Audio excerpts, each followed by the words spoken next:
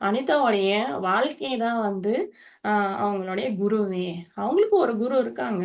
அது வந்து அவளுடைய சொந்த வாழ்க்கையே அவளுக்கு குரு. நீங்க கவனிச்சீங்கன்னா, அவளுடைய இன்டெலிஜென்ஸ் வந்து முன்னாடி எப்படி இருந்துச்சா, ரொம்ப அ அதாவது அவளுடைய புத்திசாலித்தனம் வந்து நெறைய விஷயங்களை வந்து கற்பனை பண்ணி, நெறைய கோல்ஸ வந்து வச்சிருந்ததா அவங்க நல்ல பணக்காரங்களா இருக்கும்போது. பட் ஆனா அவங்க எல்லாத்தையும் இழந்ததுக்கு அப்புறமா அவளுடைய கோல் செட்டிங் வந்து வெறுமனே அடுத்த வேலைக்கு என்ன வேணுமோ, அவ்வளோதான். ரொம்ப டிஸ்டன்ஸா அவங்க யோசிக்கல. அடுத்த வேலைக்கு என்னமோ அதாவது மேக்ஸிமம் பிரசன்ட்ல இருக்காங்க இல்லையா?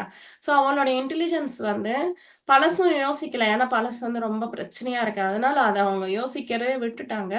பிளஸ் அடுத்தது வந்து அவங்க வந்து அவங்களுடைய ஃபியூச்சர் வந்து அடுத்த வேலைக்கு சாப்பாடு மட்டும் தான். பிளஸ்ஸு அவங்களுடைய சம்ஸ்கார பாடி எப்படி இருக்குன்னா, அம் ரொம்பலாம் இல்ல. அதாவது முன்னாடி வந்து ஒரு ஒரு ஹை ஃபிகர் மெயின்டெயின் பண்ணியிருப்பாங்க வச்சுக்கோங்களேன். அவங்க சம்ஸ்கார பாடி வந்து அவ்வளோ இமேஜ்லாம் இப்ப கிடையாது.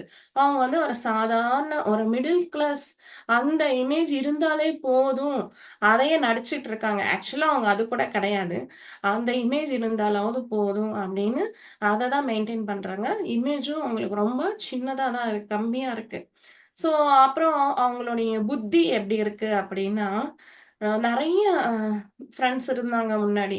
இவங்களுக்கு ஒரு பிரச்சனைகள் இதெல்லாம் வந்ததுக்கப்புறம், அவங்க எல்லாருமே வந்து இவங்கள விட்டு விலகி போயிட்டாங்க.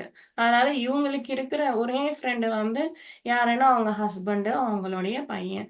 அந்த மாரி அவங்களுடைய மொபைல்.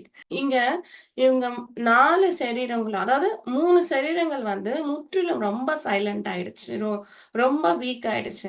அதனால அந்த இடத்துல வந்து அவங்களுக்கு ஒரு புஷ் குடுத்தா, அ அ அ அப்போ அவங்க அந்த 4 சரீரங்கள்ல இருந்தும் வெளிய வந்து அவங்களுடைய ஆன்மாவை அடைவாங்க.